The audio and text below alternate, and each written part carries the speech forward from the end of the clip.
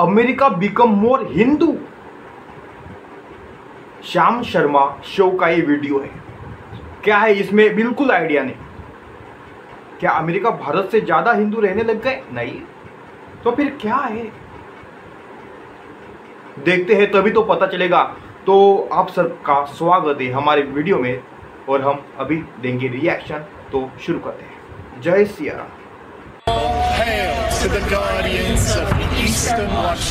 Western देशों में pagan यानी नॉन क्रिश्चियन आइडियोलॉजी काफी पॉपुलर हो रही है। Welcome home to my community. A ward is a type of protection spell, but it's used for preventative purposes. These are the zodiac signs who are the most humble according to your tango. Your right hand is used for actions, while your left hand is used for intuition. और ये कैसे समय पर हो रहा है जब Indian practices जैसे योगा और मेडिटेशन भी अमेरिका में बहुत पॉपुलर हो रहे हैं। लाखों लोग इन्हें प्रैक्टिस कर रहे हैं और ये एक बहुत बड़ी इंडस्ट्री भी बन गई है। Hello everyone, welcome to Yoga with Adriene. I have an awesome yoga sequence for you today. We're going to begin in a cross-legged position. We call this Sukhasana. It's also a great way to start your day in the morning. Close your eyes.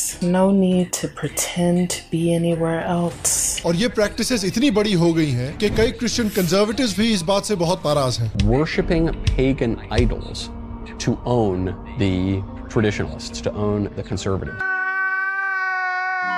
और वो नाराज इसलिए हैं कि non Christian practices की popularity एक ही समय पर बढ़ रही है जिस समय क्रिश्चियनिटी की डिक्लाइन हो रही है वेस्टर्न देशों में। जो लोग अपने आप को क्रिश्चियंस की तरह आइडेंटिफाई करते हैं उन लोगों की संख्या काफी गिर रही है वेस्टर्न देशों में। तो आज इस ट्रेंड के बारे में बात करते हैं। क्या वेस्टर्न देशों में क्रिश्चियनिटी कम हो रही है और वो हिंदुइज्म या एटलीस्ट पेगन प्रैक्टिसेस को और अडॉप्ट कर रहे हैं? ऐसा क्यों हो रहा है? वेस्टर्न देशों में रिलीजन का क्या फ्यूचर है और कैसे इंडिया और खासकर हिंदुइज्म के पास एक बड़ी अपॉर्चुनिटी है इन देशों में? क्या है वो अपॉर्चुनिटी?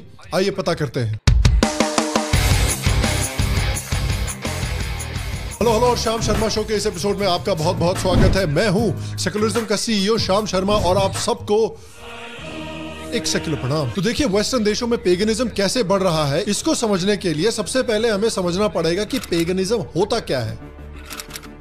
देखिए, जिस तरह लोगों को ये नहीं पता कि पप्पू एग्जैक्टली होता क्या है, उसी तरह से पेगनिज्म की भी कोई एग्जैक्ट डेफिनेशन नहीं रही है। पेगन शब्द क्रिश्चियंस के द्वारा इस्तेमाल किया जाता था उन लोगों को डिस्क्राइब करने के लिए जो लोग क्रिश्चियन आइडियोलॉजी में नहीं मानते थे, चाहे वो पॉलिथीइस्ट्स हों, नेचर वर्शिपर्स हों या एग्नोस्टिक्स हों, ऐसे लोग जिनको भगवान में कुछ खास विश्वास भी ना हो। फिर वो चाहे हिंदूज हों या अमेरिकाज के मायंस या इनकाज हो या यूरोप के ग्रीक्स और रोमन्स हों या फिर तिब्बत के बुद्धिस्ट हों या जापान के शिंटो हों, इन सबको पेगन माना जाता है। और पेगन हमेशा क्रिश्चियंस के द्वारा एक नेगेटिव सेंस में यूज किया जाता है। जिस तरह से लेफ्ट विंग वाले उनसे डिसएग्री करने वालों को अंधभक्त बोलते हैं या कुछ राइट विंग वाले उनसे डिसएग्री करने वालों को एंटी नेशनल बोलते हैं। पेगन शब्द का मतलब गांव होता है और क्रिश्चियंस के मुताबिक पेगन वो गवार थे जो क्रिश्चियन आइडियोलॉजी की विजडम को समझना नहीं चाहते थे। तो अर्ली क्रिश्चियनिटी जो थी वो एक तरह की नॉर्मेटिव इन्वर्जन थी पेगनिज्म की, यानी पेगनिज्म जो प्लूरलिज्म, डाइवर्सिटी में विश्वास रखता था, अर्ली क्रिश्चियनिटी उसका उल्टा था, यानी वो डाइवर्सिटी प्लूरलिज्म में बिल्कुल भी विश्वास नहीं रखते थे। और इसलिए according to author Catherine Nixey and her book the darkening age, early Christians ने पेगन कल्चर को पूरी तरह से तहस नहस करना शुरू कर दिया। टेम्पल्स को तोड़ के, प्रोमिनेंट इंटेलेक्चुअल्स, ऑथर्स और साइंटिस्ट का कत्ल करके और लाइब्रेरीज को जलाकर। और जब से यूरोप में एंशिएंट पेगन वर्ल्ड का डिस्ट्रक्शन हुआ है तब से वेस्टर्न देशों में क्रिश्चियनिटी का बेसिकली एक मोनोपोली रही है। लेकिन देखिए, आज की स्टोरी में बहुत सारे ट्विस्ट आने वाले हैं। पहला ट्विस्ट ये है कि ये मोनोपोली आज लगता है थोड़ी डगमगा रही है। पिछले साल प्यू रिसर्च सेंटर ने रिलीजन पर एक पोल किया था जहां पर उन्होंने पाया था अमेरिका में ऑलमोस्ट 20% लोग ऐसे हैं जो किसी भी खास रिलीजन में विश्वास नहीं रखते। इनफैक्ट ये पॉपुलेशन अमेरिका के कैथोलिक पॉपुलेशन से सिर्फ 1% कम है। इनफैक्ट जो मिलेनियल जनरेशन है अमेरिका की, वो अमेरिका की हिस्ट्री की पहली जनरेशन है जिसमें क्रिश्चियंस माइनॉरिटी में है। इसी को मद्देनजर रखते हुए फ्रेंच पॉलिटिकल थ्योरिस्ट शांटल डेलसॉल ने एक बहुत कॉन्ट्रोवर्शियल किताब लिखी थी जिसका नाम था ला फॉन de la Chrétienté, जिसका इंग्लिश ट्रांसलेशन है the end of the Christian world. उसमें उन्होंने लिखा था कि इस समय पर जो वेस्टर्न देश हैं वो क्रिश्चियन सिविलाइजेशन का एंड देख रहे हैं। उनका मानना है कि आज के जो वेस्टर्न देश हैं वो सेक्स, रिलीजियस बिलीफ, सोसाइटी और फैमिली के जो इश्यूज हैं उन मामलों में क्रिश्चियनिटी से कम अग्री करते हैं और पेगन कल्चर से ज्यादा अग्री करते हैं। तो ऑब्वियसली सवाल उठता है कि भाई ये कैसे हुआ? और यहाँ आता है हमारा दूसरा twist.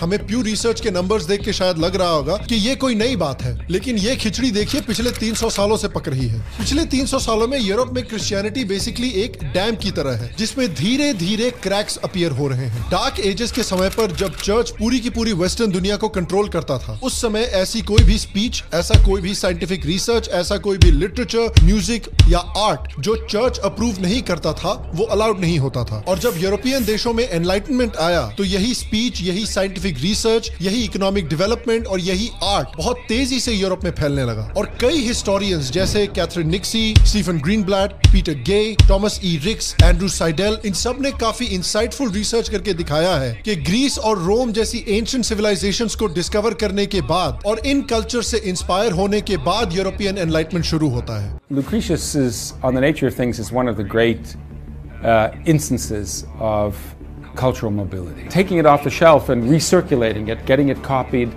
and having it begin once again to be read turned out to have extraordinarily far-reaching consequences. What we know as monasteries are really just Epicurean communes with a Christian topsoil. जो French philosophers थे जिन्होंने European renaissance को lead किया था, Peter गे जो एक English historian है, वो तो इन फ्रेंच फिलोसोफर्स को मॉडर्न पेगन्स बोलते थे। तो वो क्रैक्स जो इस डैम में 300 सालों से बन रहे थे, वो क्रैक आज इतना बड़ा हो गया है कि उसमें से बहुत सारा पानी बाहर निकल रहा है। आज के जो वेस्टर्नर्स हैं वो रीपेगनाइज कर रहे हैं। क्यों? क्योंकि देखिए जो क्रिश्चियन कंजर्वेटिव्स हैं वो सोसाइटीज में बहुत सारी बाधाएं डालना चाहते हैं, चाहे गे मैरिज पर बाधा हो। It's the middle of Pride Month and there is a very scary anti-gay, anti-trans obsession on the right across the country right now. There have been several recent incidents where far-right white supremacist groups have targeted LGBTQ people. चाहे diversity of thought पर बाधा हो, चाहे योगा और दूसरी तरह की spirituality पर बाधा हो। Father Ripperger, is yoga a portal to demonic obsession, possession? It is. It's not a big deal. I'm just doing it with good intentions. It's for fun. But if you're sitting under a yoga teacher, a guru, or somebody that does traditional yoga, you're opening the door to spirit. Yoga, is it demonic? Should Christians participate in it? Listen, it is a door to the demonic realm. Astrology, zodiac signs, people will look to those because they're looking for signs or answers or this or that. They don't want to look in the Word of God. If you are involved in tarot cards, if you're involved in astrology and signs and Leo and Cancer and this and that, you're inviting demons in. Astrology is of the devil, and I'll show you why. और western देशों के जो लोग हैं वो इस तरह की बाधाओं से परेशान हो गए हैं। पिछले कुछ डेकेड्स में क्रिश्चियन सिविलाइजेशन के जो कुछ प्रॉब्लम्स हैं, जैसे lack of freedom of belief, lack of freedom of love, lack of freedom of sexuality, वो आज की वेस्टर्न जनरेशन के गले नहीं उतर रही। अगर आप आज के वेस्टर्न जनरेशन को देखेंगे तो मोस्ट मिलेनियल्स और जेनजी जो हैं वो गे मैरिज को सपोर्ट करते हैं, ट्रांसजेंडर राइट्स को सपोर्ट करते हैं। आज के लोगों को डाइवर्सिटी पसंद है, वो यूनिटी इन डाइवर्सिटी ढूंढ रहे हैं और इसलिए वो पेगन आइडियोलॉजी या नॉन क्रिश्चियन आइडियोलॉजी में इतना इंटरेस्ट दिखा रहे हैं। क्योंकि चाहे सनातन धर्म हो या दूसरे देशों की पेगन आइडियोलॉजीज हो, वो डाइवर्सिटी को एक्सेप्ट करने के लिए काफी तैयार रहते हैं। फॉर एग्जाम्पल रोम में जो एलिट्स थे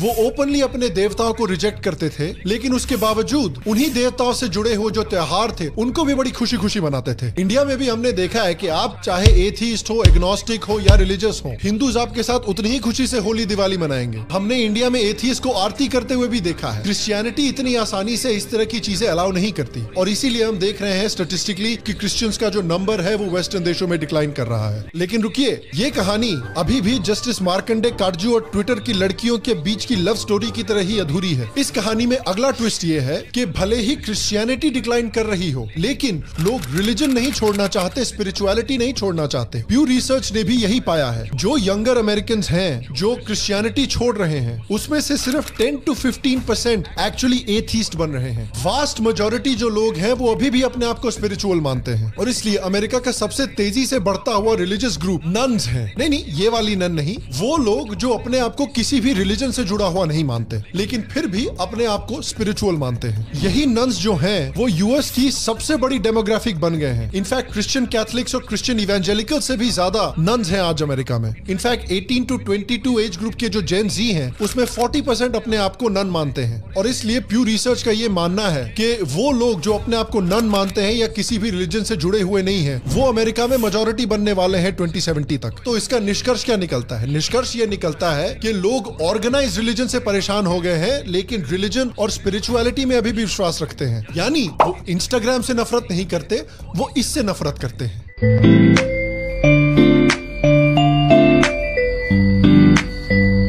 call you baby. पहले तू बड़ा हो जा, बाद में दूसरों को बेबी बुला। मैसेज तो दूर की बात है मेरी जान, अब मेरे नाम का नोटिफिकेशन भी नहीं आएगा। मैसेज भी नहीं, नोटिफिकेशन भी नहीं। और एग्जैक्टली इसीलिए पेगन फिलॉसफी और पेगन आइडियोलॉजी वेस्टर्न देशों में बहुत तेजी से फैल रही है। इंस्टाग्राम पे विचेस ऑफ टिकटॉक एक बहुत ही पॉपुलर हैशटैग है। इनफैक्ट खासकर औरतों में पेगन फिलॉसफी इतनी तेजी से फैल रही है कि अब तो उनका मजाक भी उड़ने लग गया है। We're going to be looking at zodiac sign cringe. Will you marry me? Oh my God, is that a Valeria ring? Yes. Wait. What's your sign again? I just have a few questions to ask you just to make sure that our star signs are aligned. और भले ही western देशों के लोग ये realise ना कर रहे हों, लेकिन जो पेगनाइजेशन हो रही है उनके देशों की, उसमें सनातन धर्म की प्रैक्टिसेस और सनातन धर्म की आइडियोलॉजी सबसे प्रोमिनेंट है। रोमन फिलोसोफर सिमिकस ने एक बार कहा था कि ब्रह्मांड की मिस्ट्री इतनी बड़ी है कि उसको समझने का सिर्फ एक तरीका नहीं हो सकता। और वेस्टर्न देशों के जो यंग लोग हैं वो भी अपनी लाइफ को जीने के अलग अलग डाइवर्स तरीके देखना चाहते हैं। वो प्लूरलिज्म को एम्ब्रेस कर रहे हैं और यही प्लूरलिज्म सनातन धर्म सिखाता है। सनातन धर्म कहता है सर्वे भवन्तु सुखिनः सर्वे सन्तु निरामयाः वसुधैव कुटुम्बकम एकम सत् विप्राह बहुधा वदंती। इसीलिए जो पेगन फिलॉसफीज होती हैं वो अलग अलग व्यू पॉइंट्स, अलग अलग तरह की स्पिरिचुअलिटी, अलग अलग तरह के सेक्सुअल ओरिएंटेशंस को भी ज्यादा आसानी से एक्सेप्ट कर सकती हैं। फॉर एग्जांपल सनातन धर्म में अलग अलग स्कूल्स ऑफ थॉट्स हैं, जैसे शैविज्म हो, वैष्णविज्म हो, सिखिज्म हो, चारवाक हो, बुद्धिज्म हो, जैनिज्म हो, जो एक दूसरे से काफी डिसएग्री करते हैं, लेकिन उसके बावजूद कभी भी एक दूसरे के बीच में उस तरह के युद्ध नहीं लड़े गए हैं जैसे क्रूसेड्स में मुस्लिम्स और क्रिश्चियंस के बीच में लड़े गए थे। हिंदू सोसाइटी में हिस्टोरिकली एक थर्ड जेंडर के कई एग्जांपल्स मिल जाएंगे। ट्रांसजेंडर्स को वेडिंग्स में और बच्चों के बर्थडे पर बुलाया जाता है क्योंकि उनका जो आशीर्वाद है वो बहुत पावरफुल माना जाता है। इनफैक्ट पिछले कुंभ मेले में ट्रांसजेंडर कम्युनिटी को एक अपना स्पेशल अखाड़ा भी दिया गया था। आप देख सकते हैं कि किन्नर समाज के लोग मुख्यमंत्री योगी आदित्यनाथ के लिए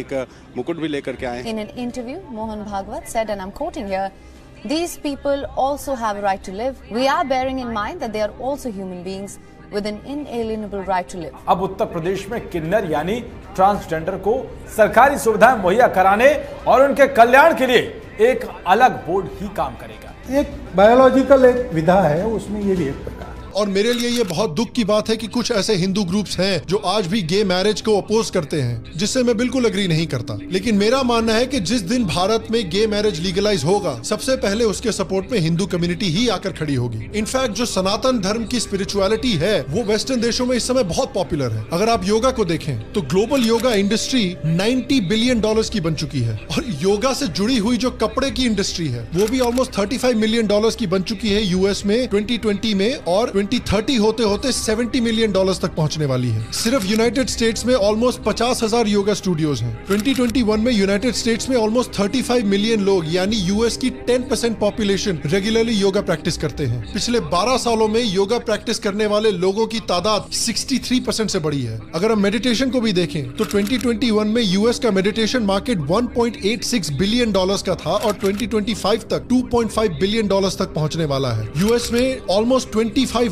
मेडिटेशन स्टूडियोज हैं। वेस्टर्न देशों में मेडिटेशन और योगा इतनी तेजी से ग्रो कर रहा है कि हिंडनबर्ग भी सोच रहा होगा कि इस पे अडानी की तरह लगता है एक रिपोर्ट निकालनी पड़ेगी। इनफैक्ट मेडिटेशन इस समय वेस्टर्न देशों में कल्चरली बहुत सिग्निफिकेंट है। अमेरिका के सिलिकॉन वैली में मेडिटेशन बहुत पॉपुलर है। Which is why it is now being adopted in a whole strange variety of corporations, from Google to Procter & Gamble to Aetna to Target to General Mills. These are the people who make Hamburger Helper, and they have meditation rooms in every single building of their corporate campus. America में top 100 jobs में से 10th number आता है yoga teacher और instructor का, और वहां पे योगा टीचर की एवरेज सैलरी होती है $62,000 यानी लगभग 42 लाख रुपए। और योगा एक ऐसी इंडस्ट्री है जो दुनिया में 4th सबसे फास्टेस्ट ग्रो हो रही है। I absolutely love doing yoga throughout this entire month. I saw so many benefits. Western देशों में एंजाइटी, डिप्रेशन और पोस्ट ट्रॉमेटिक स्ट्रेस डिसऑर्डर जैसी प्रॉब्लम्स को सॉल्व करने के लिए मेडिटेशन का इस्तेमाल बहुत हो रहा है। What you may not know is 20% of these veterans have PTSD, post-traumatic stress disorder. Intrigued by my progress, I decided to do some research on PTSD and meditation and found several recent medical studies confirming what my heart already knew. Meditation lowers stress and anxiety levels, improves immune function, and lowers heart rate and blood pressure.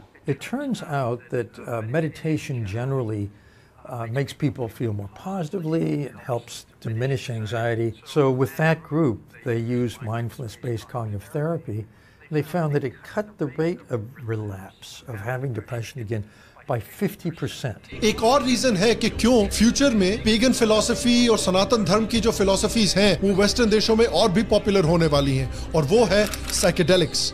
Patients who have claims of insight, viewing themselves from a radically different perspective, from a different lens, and based on animal research, there also seems like there may be increased neuroplasticity in the system, so that in the days following the psychedelic experience, people are more primed to learn new things. जिन लोगों ने psychedelics को experience किया है उन्होंने अक्सर वैसे ही experiences describe किए हैं जिस तरह के एक्सपीरियंसेस योगीज को आते हैं। उन्होंने कहा है कि उन्हें एक overwhelming sense of love towards the universe experience किया है, जिसको योगा में सच्चिदानंद बोला जाता है। N overwhelming feeling of interconnectedness. वो अपनी थिंकिंग में कम रिजिड होते हैं और काफी ओपन बनते हैं, जो कि एब्राहमिक नहीं बल्कि एक धार्मिक तरीका है सोचने का। और साइकेडेलिक्स जो हैं वो अमेरिका के एक स्टेट में ऑलरेडी लीगल कर दिए गए हैं, और मुझे लगता है कि अगले 10 सालों में और भी कई स्टेट्स में लीगलाइज होने वाले हैं। साइकेडेलिक्स के साथ एक इशू है कि आपके जो मिस्टिकल एक्सपीरियंसेस होते हैं वो अनकंट्रोलेबल होते हैं, बहुत इनकंसिस्टेंट होते हैं। लेकिन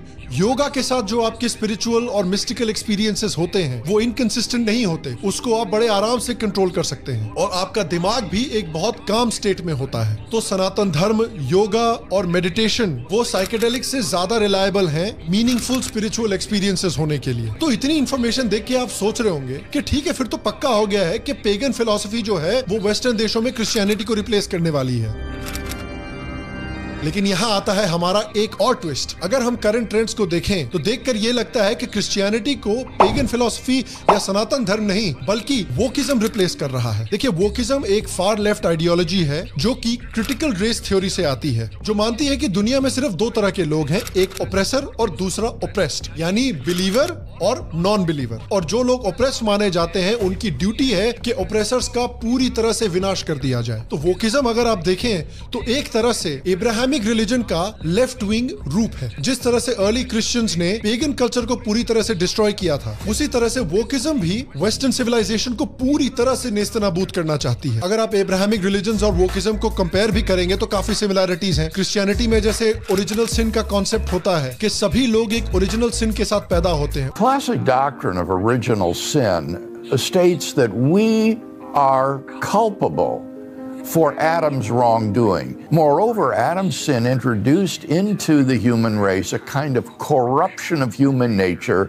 that is hereditary and passed from one generation to another. उसी तरह से वोकिज्म में भी ओरिजिनल सिन है, व्हाइट प्रिविलेज और ब्राह्मणिकल प्रिविलेज। क्रिश्चियनिटी में भी सिर्फ एक अच्छा क्रिश्चियन होना काफी नहीं है, पूरी दुनिया को कन्वर्ट करना जरूरी है। उसी तरह से वोकिज्म में भी सिर्फ एक अच्छा इंसान होना काफी नहीं है, पूरी दुनिया को वोक बनाना जरूरी है। Why is it not enough to not be a racist as opposed to being an anti-racist? Kendi has argued for being anti-racist in a series of best-selling books. It's about what we're doing. You know, I'm encouraging people to constantly think about what are we doing or even not doing. तो basically wokeism जो है वो western civilization को पूरी तरह से खत्म करके एक रेवोल्यूशन करके एक नया सिविलाइजेशन बनाना चाहते हैं। उसी तरह से इंडिया में भी इंडियन सिविलाइजेशन और सनातन धर्म को पूरी तरह से खत्म करके एक रेवोल्यूशन करके एक नया सिविलाइजेशन बनाना चाहते हैं। लेकिन हमने अक्सर नोटिस किया है, चाहे ईरान का इस्लामिक रेवोल्यूशन हो, रशियन रेवोल्यूशन हो या फिर फ्रेंच रेवोल्यूशन हो, अक्सर रेवोल्यूशन के बाद जो सिविलाइजेशन आती है वो पुरानी सिविलाइजेशन से भी कहीं ज्यादा खराब होती है। तो अब बात करते हैं कि ऐसे सिचुएशन में जब क्रिश्चियनिटी डिक्लाइन कर रही है, ऐसे देशों में वोकिज्म बढ़ रहा है, वहां सनातन धर्म जैसी पेगन आइडियोलॉजीज क्या कर सकती हैं? देखिए, सबसे पहले तो हम क्रिश्चियन सिविलाइजेशन को खत्म करने को सपोर्ट नहीं कर रहे हैं यहाँ पे। अगर आप दूसरे रिलीजन्स को रिस्पेक्ट करने को तैयार हैं, अगर आप जबरदस्ती दूसरे लोगों को कन्वर्ट नहीं कर रहे हैं, तो हमें आपसे कोई प्रॉब्लम नहीं है। लेकिन अनफॉर्चुनेटली क्योंकि क्रिश्चियनिटी वेस्टर्न देशों में डिक्लाइन कर रही है, तो क्रिश्चियंस जो हैं वो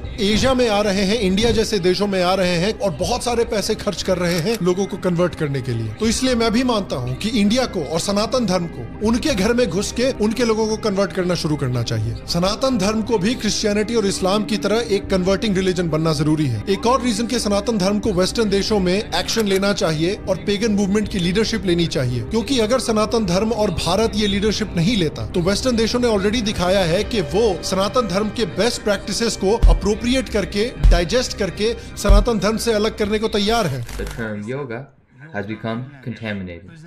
They contaminated yoga, especially with their Hinduism and Buddhism. Oftentimes, worldly meditation will try to look inward. Biblical meditation is looking outward. It's looking out towards Jesus. लोग किताबें लिख रहे हैं, आर्टिकल्स लिख रहे हैं जो योगा को, मेडिटेशन को सनातन धर्म से पूरी तरह से अलग कर रहे हैं। तो इन कंक्लूजन मेरा ये मानना है कि जो ट्रेंड्स हम इस समय पे वेस्टर्न देशों में देख रहे हैं, वहां पर इंडिया के पास, खासकर सनातन धर्म के पास एक बहुत बड़ी अपॉर्चुनिटी है, क्योंकि वेस्टर्न देशों में ऐसे बहुत सारे लोग हैं जो ना जानते हुए भी सनातन धर्म की आइडियोलॉजी और सनातन धर्म के प्रैक्टिसेस को फॉलो कर रहे हैं। और सनातन धर्म के लोगों को, सनातन धर्म के गुरुओं को, इनफैक्ट इंडियन गवर्नमेंट को एक्शंस लेने चाहिए वेस्टर्न देशों में ऐसे लोगों में सनातन धर्म को प्रमोट करने की। क्योंकि अगर क्रिश्चियनिटी और इस्लाम इंडिया में आकर लोगों को कन्वर्ट करना चाहते हैं, तो इंडिया को भी उनके देशों में जाकर सनातन धर्म को फैलाना चाहिए। और इस समय इंडिया के पास परफेक्ट मौका है। और मैं आपसे पूछना चाहता हूँ, क्या आपको लगता है कि वेस्टर्न देशों में पेगनाइजेशन बढ़ रही है? क्या आपको लगता है कि वेस्टर्न देशों में सनातन धर्म जैसे कल्चर्स ग्रो कर सकते हैं? कैसे कर सकते हैं? सनातन धर्म के गुरुज को क्या स्टेप्स लेने चाहिए? नीचे कमेंट सेक्शन में मुझे जरूर बताएं। बाकी अगर आपको एपिसोड पसंद आया तो लाइक, थम्स अप वगैरह दीजिए। और अगर हम सनातन धर्म की बात कर ही रहे हैं और अगर आप ये देखना चाहते हैं कि वेस्टर्न देशों में किस तरह से योगा को अप्रोप्रिएट किया जा रहा है, तो यहाँ पर क्लिक करके हमारे दूसरे वीडियोस भी देखें। अगर आप शाम शर्मा शो के नए इंट्रोडक्शन बनाने के कंपटीशन में पार्टिसिपेट करना चाहते हैं, तो नीचे दिए गए गूगल ड्राइव के लिंक पर क्लिक करके उन एलिमेंट्स का इस्तेमाल करके एक बढ़िया इंट्रो हमारे लिए बनाकर भेजें। बाकी मैं आपसे अगले एपिसोड में मिलूंगा और तब तक स्वस्थ रहें, सुखी रहें। फिर मिलेंगे और आप सबको 1 किलो प्रणाम। तो आपको ये वीडियो कैसा लगा? वीडियो काफ़ी इंफॉर्मेटिव था। जैसे ISKCON काम कर रहा है, वैसे हमें और ज़्यादा चाहिए और काम करना चाहिए। इसलिए नहीं कि हमें सबको हिंदू बनाना है, बिल्कुल नहीं, लेकिन एक बैलेंस बना रहे। आपको पता ही होगा भारत में जो बॉर्डर के एरिया है वह हिंदू अल्पसंख्यक बनते जा रहे हैं। और उन्हें कैसे बनाया जाता है? कुछ जगह फोर्सफुली, कई पैसे देकर, तो कई मतलब कुछ भी चमत्कार दिखाकर, कुछ भी तरीके अपनाए जा रहे हैं और हिंदुओं को अपने अलग मजहब, रिलीजन उसमें लिया जा रहा है। तो ये काफ़ी खतरनाक है। और जो सबसे बेस्ट रिलीजन है, अब मैं ये नहीं कह रहा कि सिर्फ हिंदुइज्म है, लेकिन उसमें एक हिंदुइज्म है जहाँ सबको सब आज़ादी है। यहाँ ऐसा नहीं है कि आपको ये मानना है तो मानना है, नहीं। आप अपने तर्क के अनुसार, अपनी बुद्धिमत्ता के अनुसार फैसला ले सकते हो। और हिंदुइज्म एक ऐसा धर्म है जहाँ नास्तिक भी इंक्लूड है। शायद अकेला धर्म है जहाँ नास्तिक और आस्तिक इंक्लूड है। शायद अकेला है, मैं कंफर्म नहीं कह रहा, लेकिन शायद। तो बाकी आपको ये वीडियो कैसा लगा आप मुझे ज़रूर बताइएगा। और जो ट्रांसजेंडर की बात आई थी, तो जितना मुझे पता है तमिलनाडु में एक मंदिर है जहाँ जो देवता है, जो मंदिर है, वो सिर्फ ट्रांसजेंडर के लिए है। और शायद वहाँ मेन और वुमेन को एंट्री नहीं है, सिर्फ उनके लिए वो है। तो और वहाँ इक्वेलिटी करते हुए कोई जाना मत। क्यों? क्योंकि वो पावर सेंटर होते हैं भाई। मंदिर है बस, मतलब आप मंदिर को बाकी ओ की तरह कंपेयर करते हो, आपको लगता है सिमिलर है। नहीं भाई, ये पावर सेंटर होते हैं, है कि नहीं? वैसे ही कुछ मंदिर है जहाँ सिर्फ मेन अलाउड है, वहाँ सिर्फ वुमेन अलाउड है, क्योंकि वो पावर सेंटर होते हैं भाई, पावर सेंटर। तो आप मंदिरों को बस ऐसा मत समझा कि कुछ बिल्डिंग है और मूर्ति रख दी है। नहीं भाई, पत्थर, लोग तो पत्थर कहते हैं, और पत्थर नहीं होता, विग्रह होता है। हम पत्थर की पूजा नहीं करते, पत्थर तो रास्ते पे पड़े होते हैं, कभी पूजा की हमने? हम विग्रह की पूजा करते हैं। हम पत्थर की स्थापना करते हैं, उसकी प्राण प्रतिष्ठा करते हैं, तब वो विग्रह बनता है, तब उसकी हम आरती करते हैं, पूजा अर्चना। तो बाकी आपको ये वीडियो कैसा लगा आप ज़रूर बताएं। और मैं आपको एक सजेशन दूंगा, आप अगर इंग्लिश में कंटेंट बना सकते हो तो बनाइए और फैलाइए। समझ गए आप? तो हम मिलेंगे अगले वीडियो में, तब तक के लिए जय श्री राम, हर हर महादेव, वंदे मातरम। धन्यवाद।